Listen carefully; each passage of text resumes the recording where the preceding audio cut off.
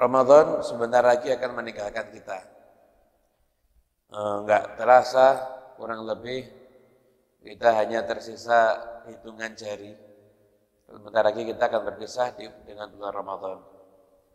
Tentunya ada beberapa hal yang perlu kita perhatikan. Yang pertama, jangan kendor di dalam beribadah. Teruslah beribadah pada Allah Ta'ala. Teruslah menambah ketaatan. Teruslah berusaha memantaskan diri agar dirahmati Allah. Teruslah memantaskan diri agar mendapatkan Lailatul Qadar. Karena sesungguhnya sehebat apapun kita beramal di bulan lain, itu nggak mungkin kita dapat pahala fardu 70 kali lipat, itu nggak mungkin. Ya saat ini kita beramal. Sudah nanti masuk bulan yang lain udah beda lagi. Sehebat apapun kita beramal di bulan lain, nggak ada pahala sunnah dilipat gandakan seperti wajib. Maka di bulan Ramadan ini betul-betul kita semuanya harus ibadah pada Allah Subhanahu wa taala. Untuk teman-teman yang masih bekerja, tetap lanjutkan pekerjaannya karena mencari nafkah itu juga termasuk ibadah.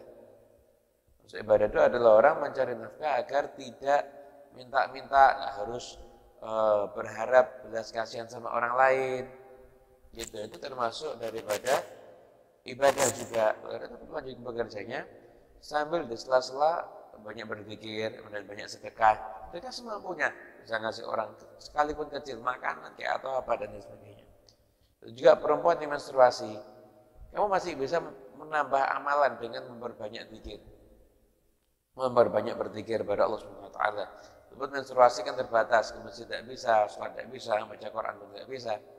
Tapi perbanyak zikir, kemudian berbanyak sedekah, khidmat di rumah tangga, itu pun juga insya Allah termasuk bagian daripada memantaskan diri untuk mendapatkan rahmat Allah Subhanahu wa taala.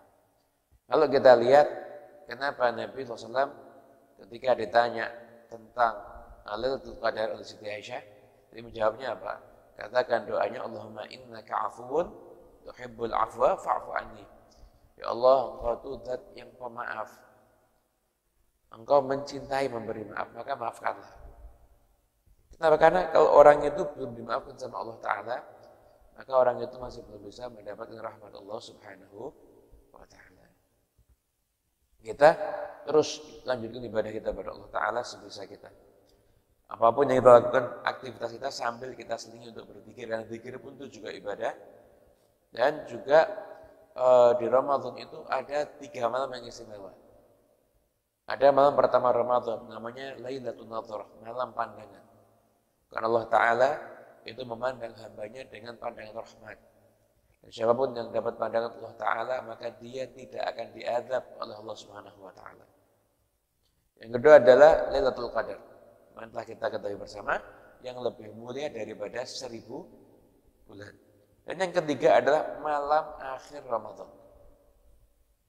Itu sudah malam 30, 29, 30 kan bisa ya, bisa tidak, tergantung dari malam 29 Ramadan. Katakan dalam hadis Nabi SAW, Inna lillahi azza wa jal fi kulli laylatin min Ramadan 600,000 atiq minan nahar. Sesungguhnya Allah Ta'ala setiap malam bulan Ramadan itu memerdekakan 600.000 orang daripada siksa api neraka. Fa idza kana akhir lailatin a'taqallahu bi'adadi man madha. Ketika malam akhir Ramadan yang Allah merdekakan daripada api neraka itu banyaknya seperti yang sudah berlalu. 28 hari yang sebelumnya itu per malamnya 600.000. Itu malam terakhir yang dimerdekakan oleh Allah Ta'ala daripada api neraka sebanyak itu. Kurang lebih 28 kali 600.000, bayangin itu Pak. Itu malam akhir Ramadan. Artinya Allah Ta'ala itu betul-betul menunjukkan rahmatnya. Jadi seakan-akan gak mungkin kalau kamu gak dapat amal di Ramadan, kamu kelewatan. Kamu salah, kamu keliru. Rahmat Allah dibentangkan seperti itu. Dan sekarang kita berada di akhir-akhir Ramadan. Karena itu jangan sia-siakan masa-masa yang singkat ini. Karena para ulama mengatakan kalau sudah melewati 20 hari terakhir itu, mereka mengatakan begini, qad dhahaba mu'azzamuha wa baqiya 'azzamuha. sebagian besarnya telah berlalu, tapi yang paling agung masih tersisa. Itu upaya Lailatul Qadar dan juga upaya untuk mendapatkan akhir daripada bulan Ramadan. Kemudian katakan innamal a'malu bil khawatim. Amal itu tergantung penutupnya. Jadi kalau kita ini dari awal belum bisa menciptakan sambutan yang indah untuk Ramadan, maka jangan sampai kita tidak bisa menciptakan perpisahan yang indah untuk Ramadan. Ini para ulama kalau sudah mau berpisah dengan Ramadan itu nangis.